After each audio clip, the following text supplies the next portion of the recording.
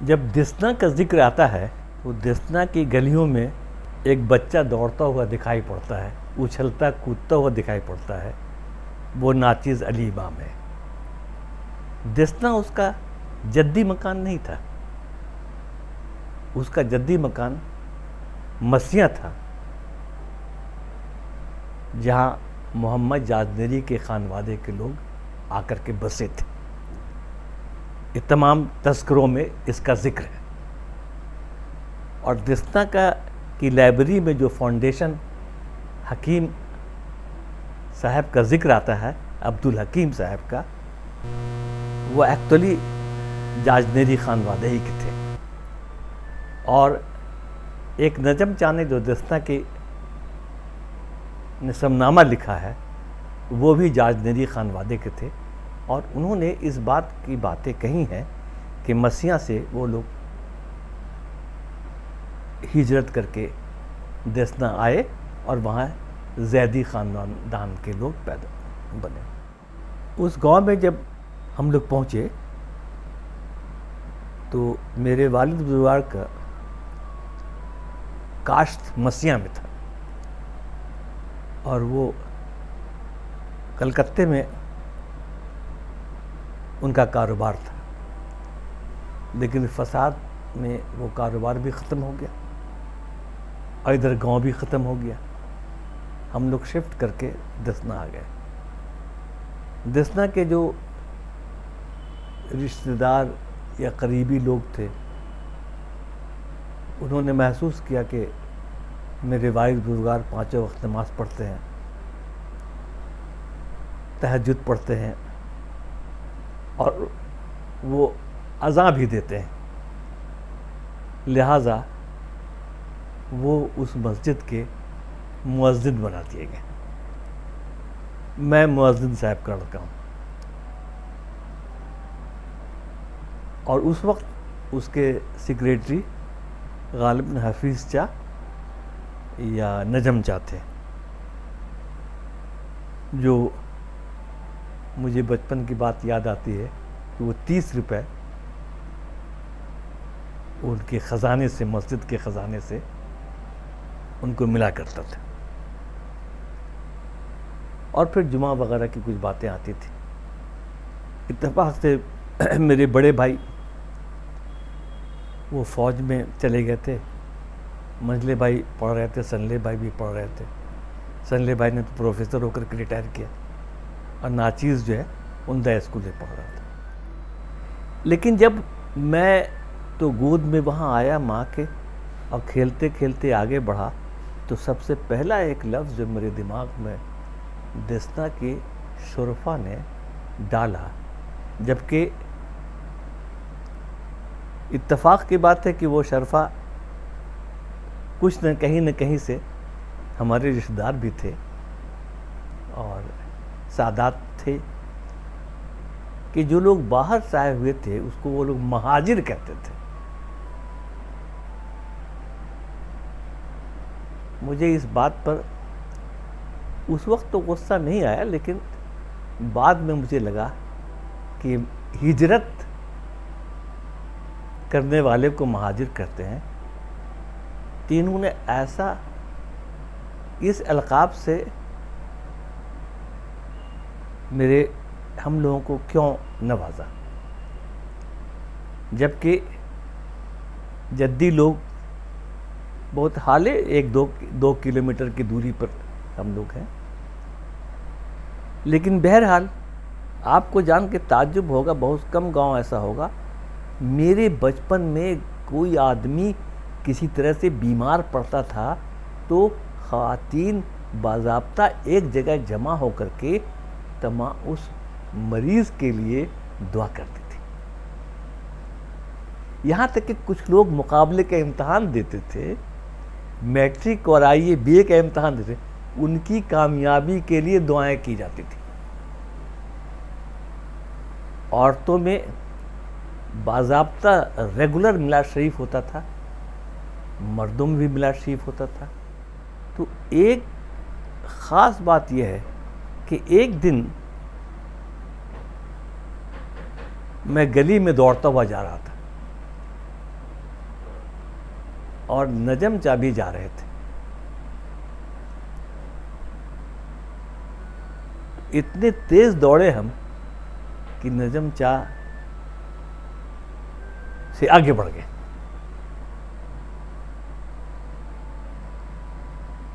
انہوں نے میری والدہ سے شکایت کیا, بانو اب جناب کوئی تہذیب اصول بھول چکے ہیں. میں چونکا اور بھائی جان نثار مصطفیٰ نے کہا کیا بات ہے, ایسا کیوں ہوا؟ تو وہاں کی روایت تھی کہ جب کوئی بزرگ گلی میں چل رہے ہیں اور کسی لڑکا کو تیزی میں گزرنا ہے تو اس کو وہاں پر جا کے ٹھٹکنا پڑتا تھا, اور پھر وہ ایسے اشارہ کرتے تھے تب آگے بڑھنا تھا. لیکن ہم ٹھٹکے نہیں اور آگے بڑھ گئے تو یہ تہذیب کے خلاف ہو گئے. ایک یہ واقعہ مجھے یاد ہے, دوسرا ایک واقعہ اور میں بتاتا ہوں. ہم غالباً 7th کلاس میں ہوں گے یا 6th کلاس میں. وہاں شمع میگزین اور 20ویں صدی کا بانوں کا کھلونا کا بڑا شور تھا. اب 20ویں صدی میں رومانٹک کہانیاں رہتی تھیں اور اس میں بڑے خوبصورت جملے ہوتے تھے, عشقیہ. ایک ہم سے سینئر تھے صلاح الدین خنجر, جو کھیلتے تھے ساتھ, مطلب 2-3 سال کے سینئر ہوں گے, 4 سال. ان کو عشق کرنے کا بہت بھوت سوار تھا. وہ اس کو نوٹ کر کے جو ہے 20ویں صدی سے لڑکیوں کے یہاں پہنچاتے تھے, اور پھر لڑکیاں بھی کسی 20ویں صدی سے نوٹ کر کے ان کے یہاں پہنچاتی تھی. ہم لوگ خوب مزہ لیتے تھے. ایک دن ان کا خط پکڑا گیا, اور خط پکڑا گیا تو زبان و بیان ان کو بلایا گیا. وہ تھا ڈھیٹ قسم کے آدمی تھے, ڈرے نہیں. یہ تم نے لکھا ہے, تمہاری ہینڈ رائٹنگ ہے. اس وقت اختر چا وہاں سرپنچ تھے, وہ مجھے یاد ہے, لیکن میں اس دن گاؤں میں نہیں تھا, لیکن بتایا لوگوں نے. اس کے بعد کبھی بھائی اور موہی بھائی اور کون لوگ آئے ہوئے تھے, سب لوگ. اس نے کہا کہ ہاں میں نے لکھا ہے.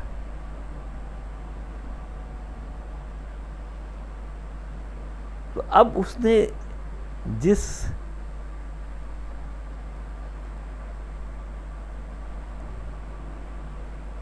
لڑکی کو لکھا تھا,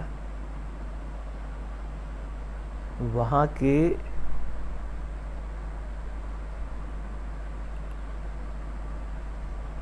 لوگوں نے جو اس خط کو پکڑا تھا, وہ لڑکی اچھا خاصا پیتا گھرانے کی تھی. تو اس کی ایک سہیلی جو حکیم صاحب کی بچی تھی, اس پر کر دیا, اور اس کو سرے سے بچا لیا. اور اس کی سزا میں, کٹ دلیلی کی سزا میں, ان کے منہ پہ کالک لگا کر کے گدھے پر گھمایا گیا تھا. میں اس وقت بہار شریف میں 8ویں یا 9ویں کلاس میں پڑھ رہا تھا. جب میں گاؤں پہنچا تو مجھے یہ بات معلوم ہوئی. اس کا شدید احساس ہوا مجھے, یہ 2 وجہ سے. وہ جو صلاح الدین تھے, ان کے والدین نہیں تھے, ان کو پھوپھی نے پالا پوسا تھا, جس کی وجہ سے تھوڑا بے لگام ہو گئے تھے. اور ان کے حق میں وہاں کسی نے آواز نہیں اٹھائی. مجھے معلوم ہے کہ بعد میں جمال چاہ نے ناراضگی کا احساس کیا. یہ کیا, یہ آج تک میرے دل و دماغ پر ثبت ہے. ایک واقعہ اور میں سناتا ہوں.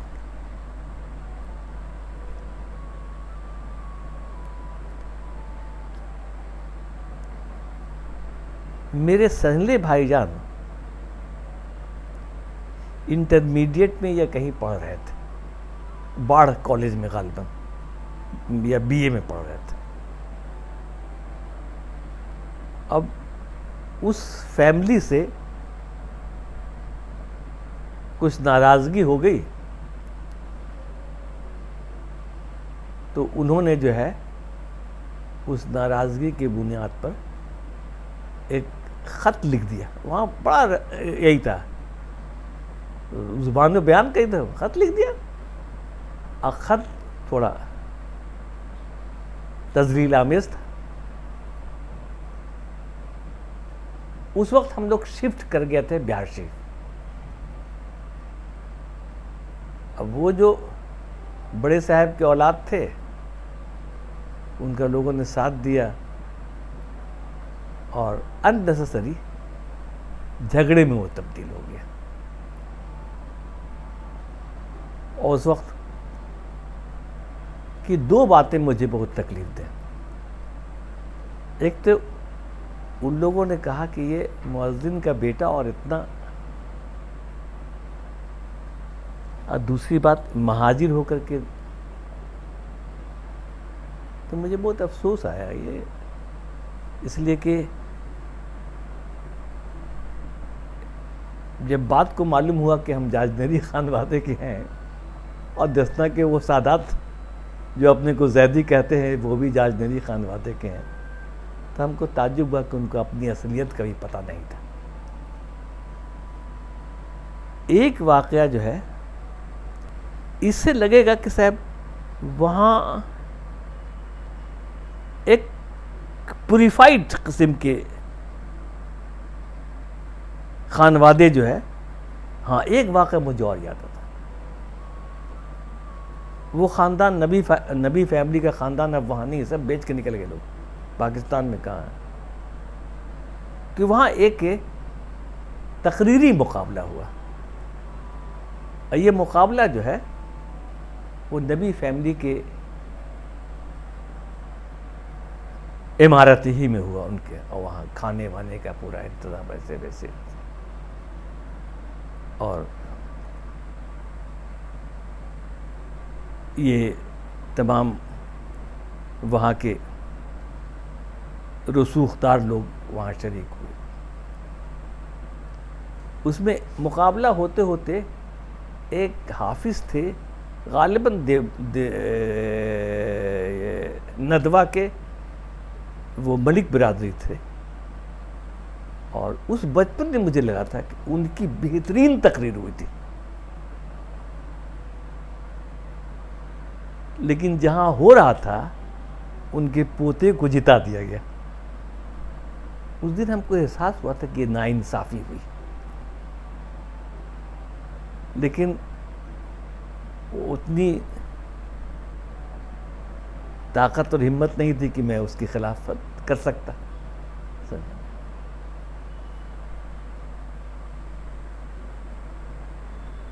اس طرح کی میری دادی جان کا قبر وہیں ہے دسنا میں. ایک اور واقعہ جو ہے مجھے کچوٹتا ہے وہاں کا. دسنا میں سین ماری بہت ہوتا تھا. دھاڑی چور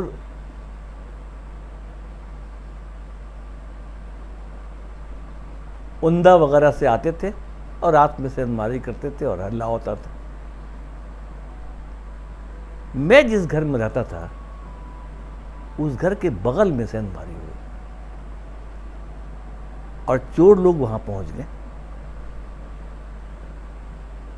ان لوگوں نے ہلہ کرنا شروع کیا.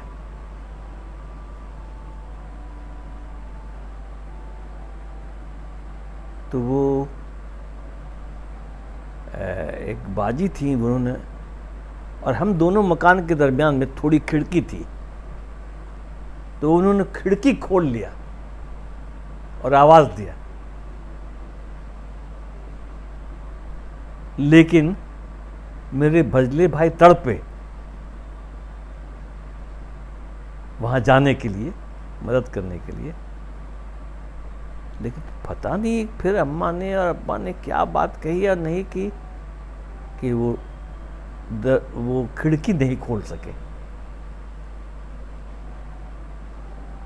اور پھر ان کو چور سے کھینچ کے لے کے چلا گیا ادھر. اب جو ہلہ اتنا ہو گیا تو بھاگ گیا. لیکن ہم کو آج تک اس بات کا احساس ہے، کاش میں بڑا ہوتا.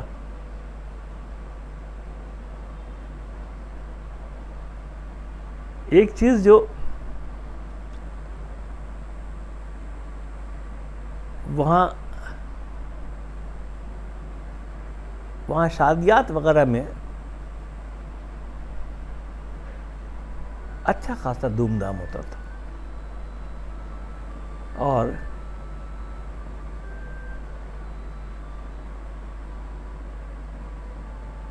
بہار شریف سے مشہور جو ہے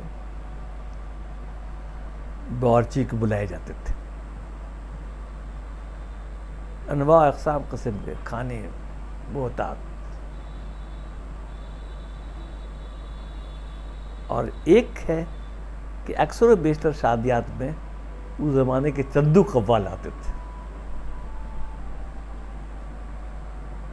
آپ کو میں بتاؤں، سید سلیمان ندوی کا بلڈنگ آپ نے دکھایا ہے، غالباً اسی گلی کا وہ نمونہ بھی ہے، پیسج بھی دکھا رہے ہیں آپ. یہ بہت قدیم ہے، لیکن ایک زمانے میں وہاں ایک ٹریننگ سینٹر کھلا تھا، بنکر کی ٹریننگ ہوتی تھی. اب شاید نہیں ہوتی ہوگی، اب ایسے ہی ویران پڑا ہوا ہوگا. اور لیکن دیسنا کا گیٹ ہم کو آج تک یاد ہے. ابھی میں نے شمیم اختر سے پوچھا تو اس نے کہا کہ آج سے 4 مہینہ پہلے میں گیا تھا، میرا تو گھر گر گیا ہے، میں تاریخ کے یہاں ٹھہرا تھا. اور وہ سب تو ایک زمانہ ہوا، لوگ نوچ اس کے لے کے چلے گئے گیٹ ویٹ. یعنی ایک بہت انٹرسٹنگ بات مجھے لگا کہ اس گاؤں کے وہاں کے رہنے والے پسماندہ طبقوں نے اون ہی نہیں کیا. اگر اون کرتے تو وہ پھاٹک بھی رہتا، لائبریری بھی رہتی. اور اس کی وجہ ہے کہ شرفا نے ان کو گلے سے نہیں لگایا.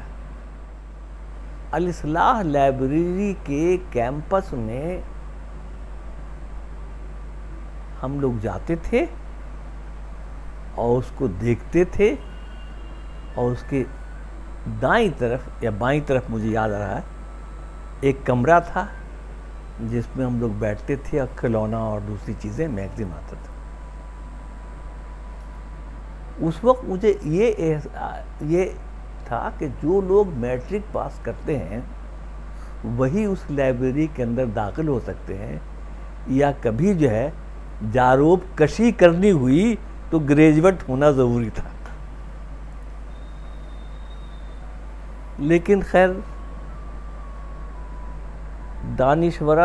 دانشور خاندان کے لوگ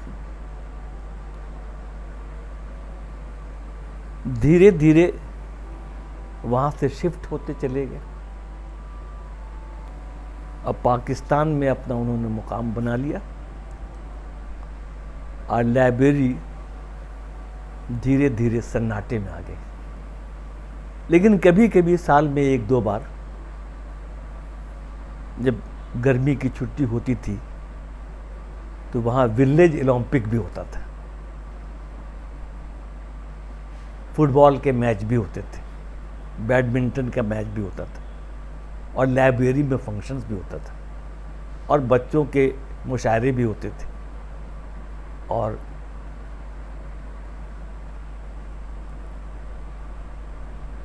لائبریری کھلتی تھی اور ہم لوگ چیزیں پڑھتے تھے. لائبریری کے نزدیک سے جب گزرتے تھے ہم لوگ تو سر اونچا کر کے گزرتے تھے. اس وقت ایک بات کا احساس اب ہو رہا ہے مجھے کہ وہ لائبریری جو ہے وہاں کے دانشوروں نے سیدوں اور ملکوں یا تعلیم یافتہ لوگوں کے لیے ہی کھولا تھا، اور وہاں کا جو مدرسہ تھا لائبریری سے منسلک، ہمارے زمانے میں سادات گھرانے کے بہت کم بچہ پڑھتا تھا، سبزی فروش اور انصاری برادری کے لوگ، اور اس طرح سے دبے کچلے ہوئے خانوادے کے لوگ وہاں پڑھتے تھے۔ آج مجھے احساس ہوتا ہے کہ ان دانشوروں نے ان کو فیسیلیٹیٹ کرنے کے لیے کوئی تعلیمی ادارہ باضابطہ قائم نہیں کیا۔ نہ وہاں کوئی مڈل اسکول ندی کے اس پار اندھا میں تھا جہاں ہم لوگ پڑھتے تھے، وہاں اتفاق کی بات ہے کہ مڈل اسکول تک نہیں تھا۔ پرائمری وہی مکتب تھا جو سرکار نے کر دیا تھا، وہاں تو مڈل اسکول ہائی اسکول سبھی ہونا چاہیے تھا، لیکن کچھ نہیں تھا۔ اور لوگوں نے پورے مسلم کمیونٹی کو اپنے گلے سے نہیں لگایا۔ جب سب لوگ چلے گئے دھیرے دھیرے، کچھ لوگ بچ گئے، تو لائبریری کی کنجیاں ٹرانسفر ہوتی گئی خانوادے کے درمیان ہی۔ لیکن اسی بیچ میں 1960 میں بہت سے مہمان آتے رہتے تھے، اور خاص طور پہ وہ زمانہ جب گرمی کی چھٹیوں کا ہوتا تھا اور تمام لوگ موئی بھائی، قوی بھائی اور یہ لوگ سبھی لوگ بامبے سے ادھر ادھر سے آ جاتے تھے، تو کوئی نہ کوئی فنکشن بڑا ہوتا تھا، کوئی منسٹر آ رہا تھا، یہ آ رہا تھا، وہ آ رہا، ساری چیزیں بات تھی۔ ذاکر حسین کو میں نے دیکھا ہے، وہ وہاں تشریف لائے، ہم بچہ تھے، اس وقت ان سے ہاتھ ملایا فخر سے، سمجھنے آج بھی وہ بھول نہیں پاتے ہیں سب۔ وہاں چاروں طرف گیٹ تھا۔ آج غالباً سنا میں نے کہ 60 سالوں کے بعد وہ گیٹ جو ہے نوچ دیا لوگوں نے، تقریباً ختم کر دیا، کیونکہ وہاں سے سارے شرفا ختم ہو گئے، بیچ باچ کے نکل گئے، اور کچھ لوگ جو بچے ہوئے ہیں آدھے کچڑے، ان کو کنجیاں دیتی گئیں، اس لیے وہ وہاں جھاڑو بھی نہیں پڑتا، وہاں کوئی لیپا پوتی بھی نہیں ہوتا، ساری کچھ چیزیں ہوتے ہوئے ٹھیک ہے وہاں سے مسودے جو امپورٹنٹ تھے اس کو ٹرانسفر کر دیا گیا اس کے تحفظ کے اعتبار سے۔ یہ کوئی غلط کام نہیں ہوا، چونکہ خداوش خان کی لائبریری میں ٹرانسفر کرنے سے اس کو زیادہ سے زیادہ ریڈر مل سکیں گے، اور دسنا جا کر کے اسکالر وہاں گاؤں میں جا کے کہاں رہتا، کہاں ٹھہرتا، کوئی بڑا پرابلم تھا، تو وہ فیصلہ ہم کو لگتا ہے اس وقت صحیح کیا گیا۔ لیکن جو وہاں آج بھی چیزیں موجود ہیں جو سڑ رہی ہیں، گل رہی ہیں، اس کو دیکھنے والا کوئی نہیں۔ ایسا نہیں کہ ہمارے پسماندہ طبقے کے لوگوں کے یہاں اب تعلیم تو آ گئی ہوگی، ان کے یہاں تعلیم آئی تو کلکتہ بھاگنے لگے، لیکن وہ تو گرمیوں کی چھٹی میں آتے ہیں، وہ سارے ان کو کیوں نہیں اون کرنے دیا گیا؟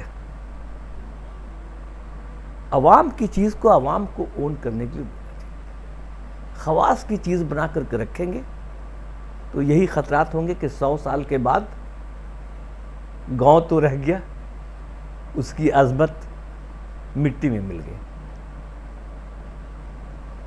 آج بھی میرا ذاتی خیال ہے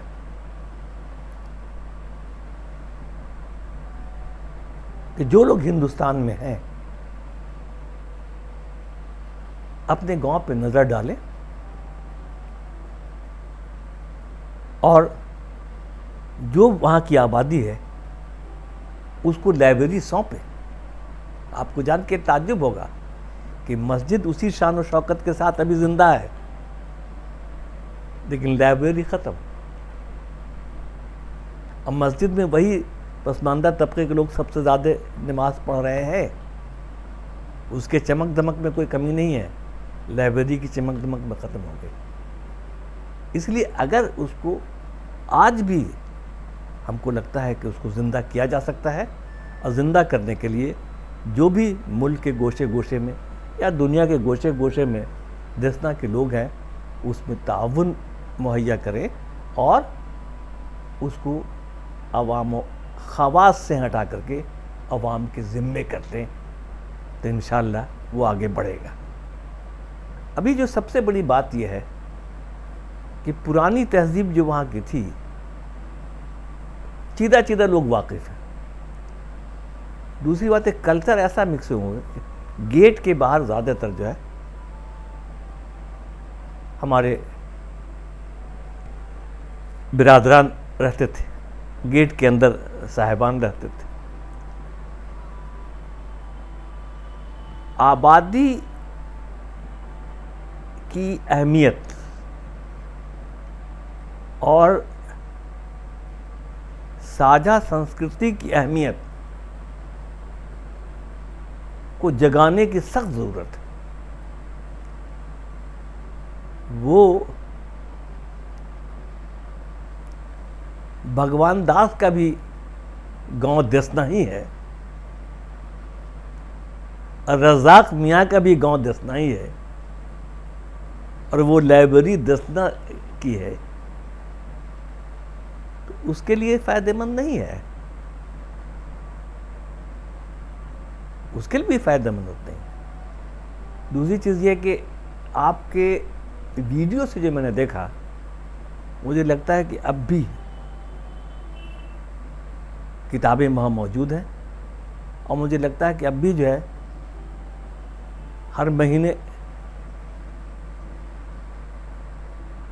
2-4-5 ہزار روپیہ خرچ کیا جائے تو میگزینس، اخبارات اور کسی آدمی کو باضابطہ جو ہے تو لائبریرین کی شکل میں سروس دیا جائے تاکہ اس کو اون کر سکے، روز اس کو کھول سکے اور چیزوں کو بہتر کر سکے. اس سلسلے میں سرکار بھی ان کی معاونت کر سکتی ہے.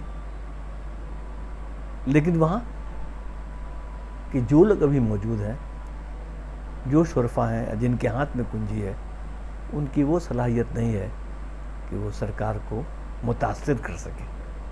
ان کے پورے عوام کو لے کر کے ساتھ چلنے کی سخت ضرورت ہے اگر اس تاریخ کو زندہ رکھنا.